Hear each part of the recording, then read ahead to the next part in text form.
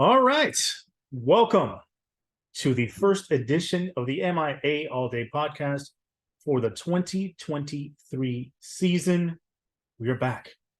It's been a while. Left y'all hanging for a while.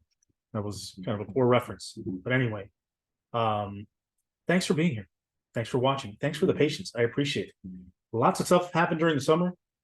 A lot of it was just laziness, just, laying around, not doing much, but also a lot of work, which is good. It's also bad. Don't get to have a lot of fun sometimes, but it is what it is. And we're here. This is the release. This is the therapy. This is the release of all the tension and anxiety. The MIA All Day podcast is that therapeutic thing for me. And here we are, football season. Time to watch the Canes, baby. So what do we have this week on the MIA All Day podcast? And you'll forgive me if I stumble and fumble along. Not in mid-season form just yet. Been doing a lot of podcasts just with Manny on the Wide Right podcast for a few months now. So doing the solo thing, definitely not in that kind of shape right now. Not in any kind of shape right now. But either way, we're doing the best we can. Okay. This is our first jaunt back on the YouTube in a while. So hopefully you guys watch that. And for those of you that are only listening to the podcast via Apple Podcasts, Spotify, wherever you're picking it up, try the YouTube channel. Once this comes out, I'm going to ask you guys to place some comments in there on based on a question I'm going to ask there at the end. So hopefully that algorithm will start kicking up. Any like, any subscription, any comment helps that, so other Canes fans can watch on the YouTubes. All right. So here we go. Let's get started. I got a little special thing for you guys. Let's see if I can get it up here. Again, another poor reference. But what I'm trying to do is show you this snazzy PowerPoint that I have brought along for the ride. So if I can figure out how to use it, we will do it. All right, so here we are, the snazzy PowerPoint I promised. This is the MIA All Day podcast, game one, Miami versus Miami, Ohio. The Battle of South Beach versus, I don't think they have beaches in Ohio. No, they probably don't. They probably have just maybe a lake somewhere. Lakes aren't bad though, man. Let me tell you something. I've been hankering for a pontoon for quite some time. A nice little slick pontoon you could take out on the ocean, or you could throw on a lake, man. Get some of that, some of those tunes bumping on that pontoon, riding up and down the lake or riding up and down the ocean, close to the bay. You don't want the heavy chop, right? You want that to be a smooth ride. Take you out to the sandbar, relax. It's like a floating living room. That's my kind of deal, man. I'm not an angler. I'm not a fisherman. I'm not the kind of the guy to have rods and reels going out there with live bait, getting up at 5 a.m. to get out on the water. Just want to have a good time. Want to relax. All right. Want to be on the ocean. Want to be on the sandbar. Want to be chilling. Want to be in a living room under the sun. Then go back home and get in my living room with air conditioning and no sun. I want to be living room to living room. That's me. That's who I am. Anyway, that's besides the point. Here we are. Game one. Miami, Ohio. The Redhawks. So what do they have to offer, these Miami, Ohio Redhawks? Well, here's some quick facts about this team. So this team, as you know, is a MAC opponent. This is the first opponent that I can remember as far as the last few years that's been an FBS opponent for the Hurricanes to start the season at home. Ironically, the Hurricanes in their last 10, and I shared this on the Wide Right podcast, so forgive me if you heard that one. If you didn't hear it and you came here first, I appreciate you. So the Hurricanes, in their last 10 home openers versus FBS opponents, have a record of 10-0. Bodes well for the game. Their average margin of victory is 17.3 points. And Vegas's line at the time of this recording, or maybe yesterday or the day before, I don't remember. Manning told me it was 17 points. I'm going with 17 points. That's probably where Vegas got it from. Look at that. I'm digging in the numbers for you. All right, so Miami, Ohio was 6-6 last year. This is generally a pretty good bowl MAC team, usually competing for the East title, usually a regular bowl team. They've been up and down over the last few years. Last year, they were 6-6 in the regular season. They lost their starting quarterback 4 games in, and they lost the bowl game to a good UAB team, 24-20. Now, these guys lost 4 games last year by 6 points or less. So essentially, 4 one-possession games went the other way against them last year. So this team, let's say they would have split those, they could have easily been 8-4 last season had they had their starting quarterback. I'm sure that would have made the difference. And who is the starting quarterback we're talking about? That's Brett Gabbert. Yo Gabbert Gabbert. For those of you that have kids or grew up on Yo Gabba Gabba, if you grew up on Yo Gabba Gabba and you're listening to this podcast and you're an adult now, that makes me feel old. Not as old as my not using Just for Men. Again, this is another reason for you guys to tune into the YouTube version of the podcast to see these grays that I got kicking right now here on the chinsky and on the beard here on the side of the cheeks. I definitely needs to hit that Just for Men because my beard is weird, my friends. It's kicking. It's a little Santa Claus, and I don't like it. So by next week, you're going to be seeing a different man. You're going to see me with a little dye in that beard, a little Just for Men. That'll last about 2 weeks. Then the grays will start coming back. They're like the White Walkers in Game of Thrones. They're never really dead. You know, the Night King brings them back. Those things go down for a second, they pop right back in. So anyway, Miami, Ohio was 6-6 last year, 6-7 overall in the season. Brett Gabbert only played in 4 games, but threw for 816 yards, 4 touchdowns, no picks during those 4 games. Had a really good 2021 season where he had 2,648 yards, 26 touchdowns, and 6 picks. Not a whole lot in terms of yardage. Decent efficiency, touchdown to interceptions. He's a good quarterback. Not a world beater, but he's good.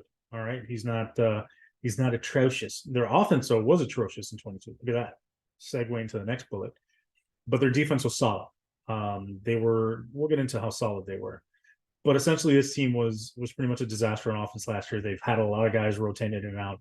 Their offensive line, not very good last year.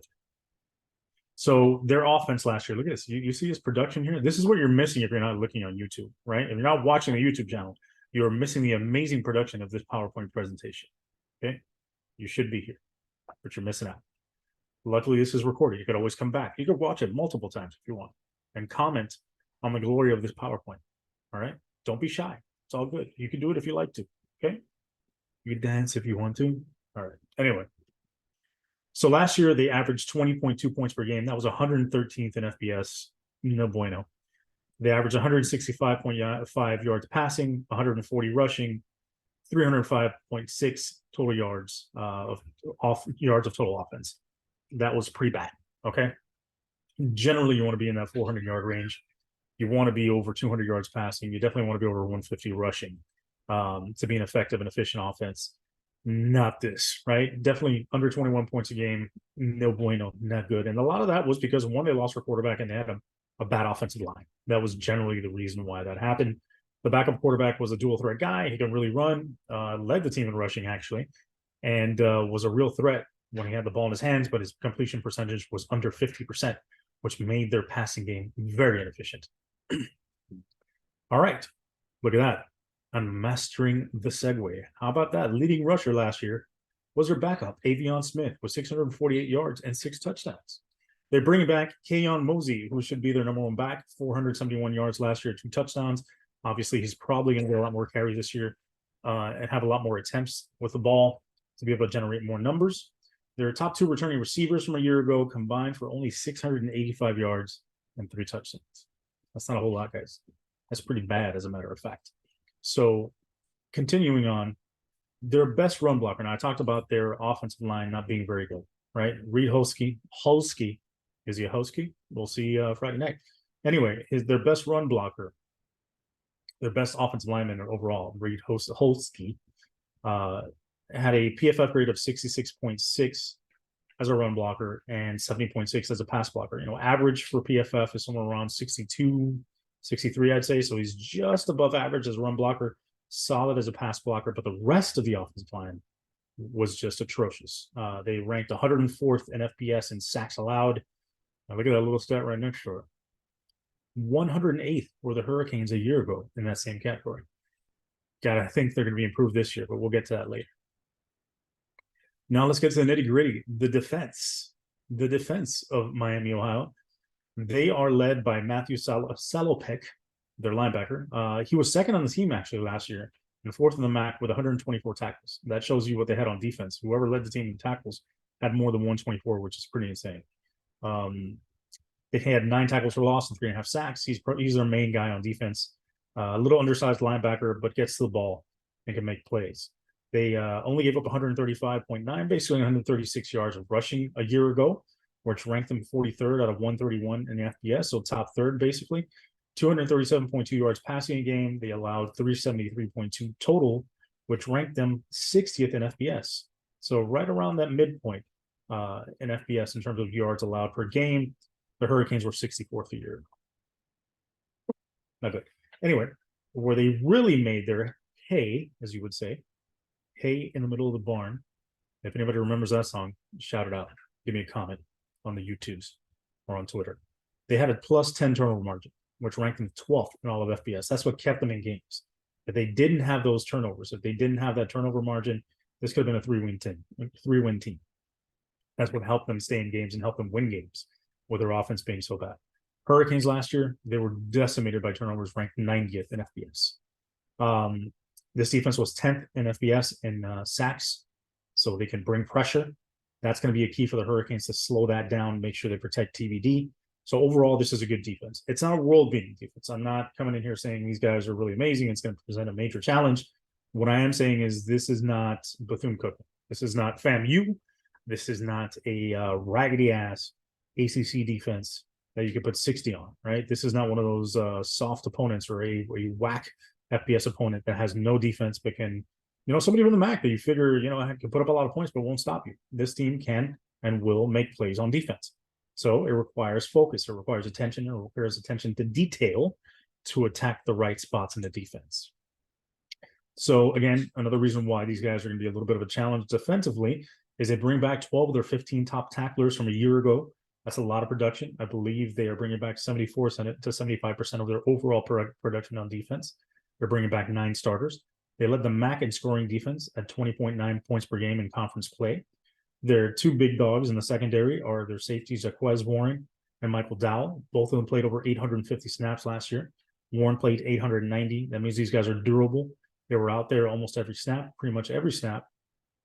And they were leading that secondary. Now, in terms of their PFF grades, Warren, not a great cover guy, 57.7. Dowell is a good cover guy, 74.4. Warren is more of the guy who will come up in the box and stick you and make plays in that hole. All right. Again, bad reference. Stick it in the hole and make plays. All right. This is turning dirty. So here are the keys to the game. Now, again, if you're on the YouTube, you'd see this beautiful picture of these elements that I put up here. This is high quality stuff, my friends. All right. There's a picture of TVD looking good. Hopefully it looks good Friday night. Key number 1. Hurricanes must protect TVD from the pass rush. Miami, Ohio, as I said, ranked 10th last year in sacks and FBS. They will bring pressure with their front four. They will bring pressure from the linebacker spot. Salopek, that guy, will be coming. So it is imperative that the Hurricanes protect TVD. How do they do that? They've got to establish a run game early. I would say you got to get going on the run game, not only to protect TVD and to force the defense to respect that run game and have to account for that and account for those gaps, thus slowing the pass rush and stopping you from blitzing, or at least not pass blitzing, essentially, to trying to run blitz and shoot gaps to try and stop the running back, but also because you need to generate or at least establish dominance up front, right? That's what you want. You want to see that offensive line start to take over early and often and really show what they're capable of and mow people over. This offensive line was revamped with Matt Lee at center. You've got Jalen Rivers at left tackle now, coming in, taking over Jonathan Campbell, who took over for Zion Nelson. You've got Jamian Cohen at left guard. You've got Inez Cooper at right guard. And you've got Francis Manuel at right tackle. Now, my concerns are, I'll give you some numbers later in terms of PFF numbers. I don't know that Jalen Rivers can be a full-time left tackle. That remains to be seen. I don't know that he has the feet for it. I think he's a better guard than he is a tackle. But we'll see. Hopefully he performs well at that spot.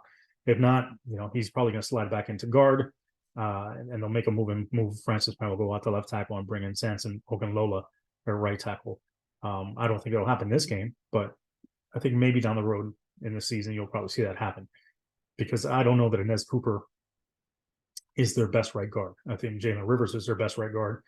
And I think Francis Manuel is going to probably be their best left tackle as the season wears on. But we'll see. So what else do they need to do? So the Hurricanes need to suck those safeties in, the guys that we just talked about, to have them supporting the run game, right? You want to establish the run. Once that's going, then you want to play action that. You want to go off zone read actions. You want to go off play action, and you want to hit them over the top. Okay, once those safeties are committed to run support, once they're filling alleys, once they're attacking gaps, once the linebackers are committed to the run game, you want to hit stuff behind them. So what does that mean? You want to hit glance RPOs. What is that? That means those are those quick slants off the RPO action that you hit behind the defense. You want to hit a few of those. All right. Once that defense starts committing, you want to hit tight end seams and pops. Elijah Arroyo's not ready right now. McCormick isn't really a pass catcher. I want to see Jaleel Skinner make some plays. Jaleel Skinner should have 4 to 5 catches this game. Let's say 4 catches for about 60 yards. That should be the line for Jaleel Skinner. He should be able to move the ball down the field and convert some third downs and make some big plays as a receiver. The matchup for him, I think throughout the season, he's going to be a matchup nightmare. And as the season progresses, they'll find more ways to get him the ball. Importantly, I don't want to see any turnovers. Turnovers killed this team a year ago. It was their biggest Achilles heel. All right. And really what just flipped the tide of the Middle Tennessee game and the Duke game. So those are it's critical they come into this game or get out of this game without committing any turnovers. No procedural penalties. What I mean by that, I mean no false starts, no misalignments, no legal formations, no delay of games, nothing stupid like that. I mean, if you get a holding call, you get a holding call. Illegal hands to the face or something like that, that happens. Those are, just errors that occur that are aggressive errors throughout the course of the game. Okay. Those types of things happen. But the stupid ones, false starts, illegal formation, illegal man downfield, those things, those are signs of people that are not, of a team that's not focused, players that aren't focused. And that's not a good sign. You want to see a disciplined football team out there. You want to see a hungry football team and one that's executing well. Now, I don't expect this offense to be humming right away. This is a brand new offense. First game of the season against a decent defense. There may be some struggles. There may be some times where they're stagnant. They might be, a few 3-and-outs here. Quite a few, indeed, in fact. But I also think, interspersed throughout those, look at that word, interspersed. And I'm not talking about interstellar with Matthew McConaughey. Interspersed, meaning like in between, here and there, right? There will be some big plays, and I think they'll mix in some big plays and big scores with those 3-and-outs. I'll talk about this and what I think the final prediction is going to be later on. But I think that's what the offense needs to do this game. Defensively, yes, and before anybody comes at me, I know Cam Kitchens is now wearing number 5. This is a picture from last season. Get off me. There are no pictures available. I'm sure there are some available with him wearing number 5. But you know what? I was just too lazy to find one. I like this picture. So deal with it. Anyway, so what does the defense have to do? I think first and foremost, they have to stop the run and put Miami of Ohio in passing situations. Why, Carlos? Why do you say that? When you said that their quarterback went down last year and he's good, and he's a reason why they weren't winning games last year, right? Well, here's why. Anytime they rushed for 120 yards last year or more, they won. They were 3-0 in those situations. 2, they've got a quarterback coming back from injury. They want to protect that guy. They also want to run clock, and they want to keep the ball out of the Hurricanes' hands on offense. So what you want to do is stop the run. Another big reason why you want to stop the run and put them in passing situations is because their offensive line sucks. Okay? This is a game where the Hurricanes can have 6 to 8 sacks, I believe, based on their offensive line being that bad and how good the Hurricanes are on the edge. That is, to me, the deepest part of this team on offense and defense is the defensive end spot. So I believe that's their strength on defense. Of course, James Williams and Cam Kitchens are fantastic, but I don't see anybody behind them. If one of those guys goes down, the production significantly goes down, as opposed to with the defensive line, especially on the edge. If you get an injury here or there, you still got guys that can bring it at a high level. So I think there's going to be a bunch of guys rotating in and out that can make plays. I think 6 to 8 sacks is feasible. And you've got Leonard Taylor inside that could pass rush as well. Jared Harrison-Hunt could do it. So I think this is a good game to see that defensive line sort of establish themselves early on, be physical, dominate the point of attack, dominate the line of scrimmage, and pressure Gabbert. That's what they need to do. If they do that, they can take the ball away. They could force him into bad throws. They could cause fumbles. But to do that, they also need to finish plays, right? They need to finish tackles. They need to wrap. They need to finish, bring guys to the ground, and limit big plays. Now, I will say this. This defense now is going to look more like what it looked like in terms of style, like it looked like with Manny Diaz than it did, last year. With, I forget his name, Kevin, whatever his name is. Who cares? The 90-year-old defense coordinator. Anyway, so it's going to be another, defense that is focused on getting upfield, getting in the backfield, tackles for loss. And when that happens, sometimes you will miss a gap, you'll get pushed past the play, you'll be upfield too fast, and you'll run by the ball. And that allows the ball to get to the second level very quickly, and you eventually give up big plays because of it. Or if you bring pressure, which Guidry likes to do, and you're blocked, then you're giving up big plays in the passing game, one-on-one down the sideline. So there may be some big plays in this game by Miami Ohio on offense, but the key is once that happens, to limit them from then on, right? If they get in the red zone or they get in the green zone, within the 30, going in, you want to stop them and hold them to a field goal attempt. You do not want to lay down and allow touchdowns. That is not what you want to do as a defense. So my prediction, 38-13 Hurricanes. That's right.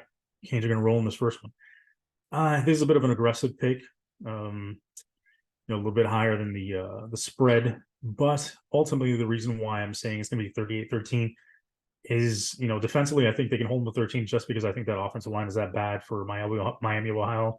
I think the pass rush is going to get to them. I think they, with Francisco Mauigoa and linebacker and Wesley, I think they're going to make a lot more plays as linebackers and float the ball a lot quicker than years past, and than Corey Flagg and William Steed or anybody else, Keandre Smith used to. I think these guys are better linebackers than we've seen here for a while. Obviously since Pickney and Shaq. This is Quarterman. This is probably the best linebacker duel we've had since Pickney and Shaq.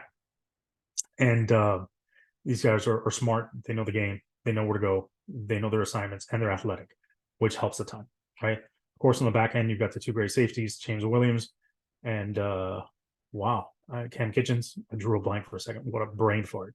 I'm like, I was in mid-sentence and I had a stroke. I don't know what happened there. Anyway, those guys are great. I think James Williams has a lot to prove this season. He's been up and down in terms of his play, and he's been injured a little bit his first couple seasons.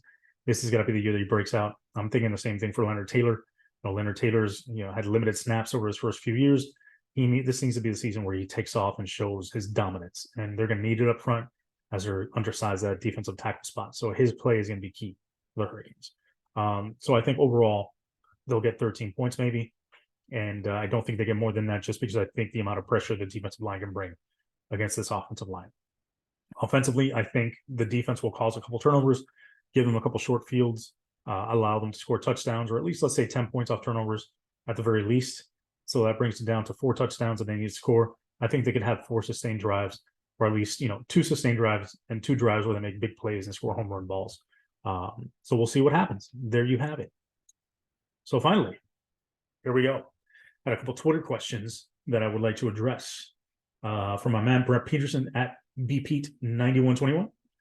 Who will be the biggest addition by the end of the year, transfer or freshman? Okay, so I don't know, overall who's going to be the biggest addition. They just got a transfer defensive tackle from Alabama. Who knows how he pans out, but that could be something where he ends up being a big addition just because he solidifies that defensive tackle spot with some more size behind Brandon Dean. Maybe overtakes Brandon Dean. Who knows? For me, I think the addition of Matt Lee is going to be huge for that offensive line. Matt Lee's a really good center, really experienced. He's a dude that knows what he's doing, and they haven't had a really good center here in a long time. Corey Gaynor and Ja'Kai Clark were average to below average at center. So I think that makes a huge difference. The center is the key to the offensive line. I think Jamie Cohen being a guard is another big addition. He's going to be a huge help there for that offensive line. I think Francis Mauigoa also going to be a great right tackle. Is he going to be great right off the bat? He's probably going to be maybe up and down a little bit to start, but if they're confident enough to start him at tackle as a freshman, then he's got the goods. All things point towards that. My concern is, like I said, I don't know that Jalen Rivers is really a left tackle, and I'm not sure how good Nez Cooper is.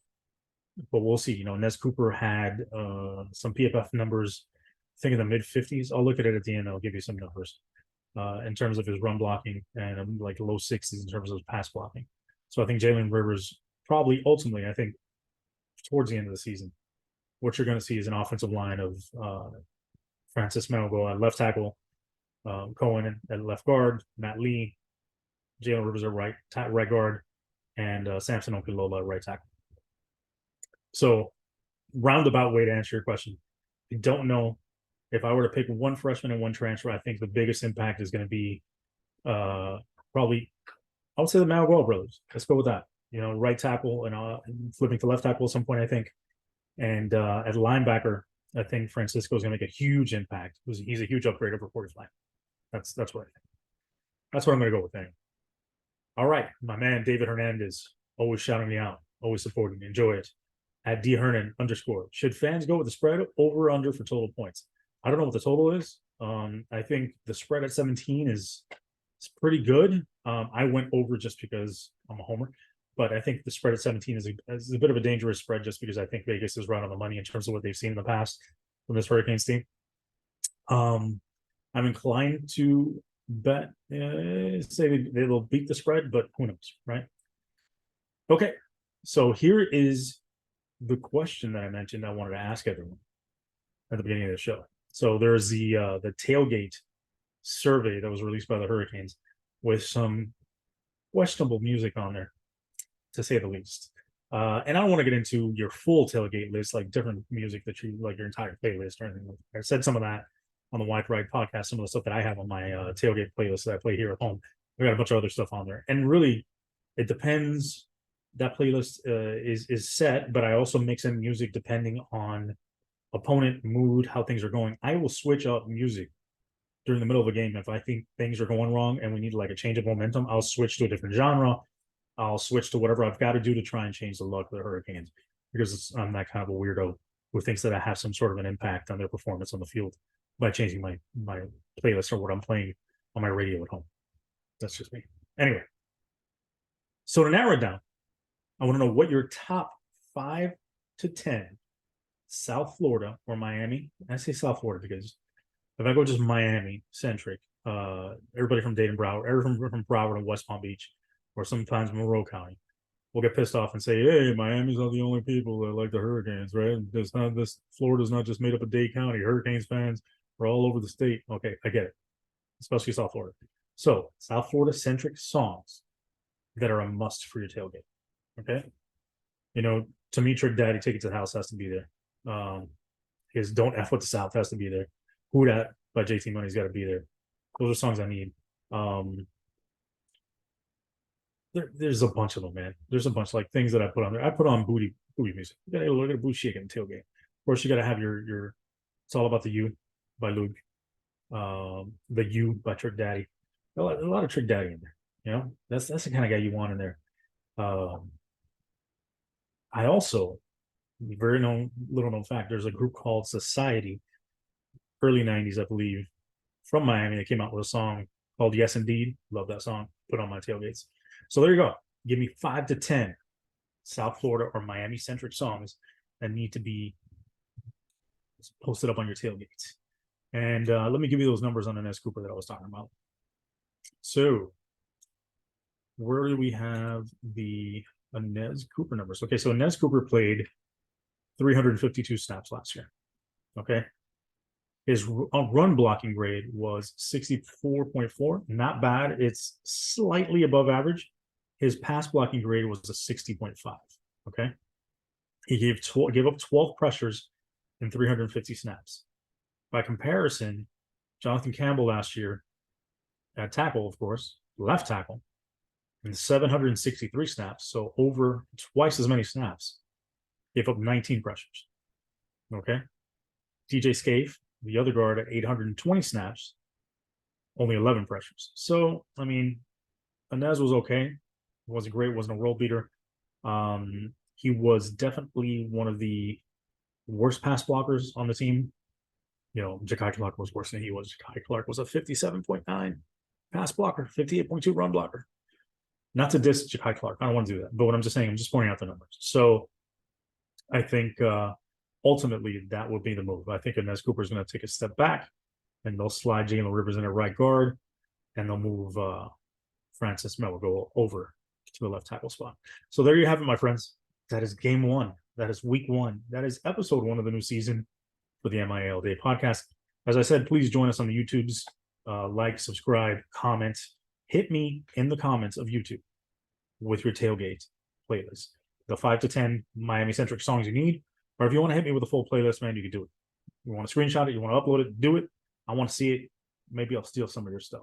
Maybe we agree on a lot of it. Who knows? Either way, let's see what happens tomorrow night, which, by the way, today is Thursday at about 5:30.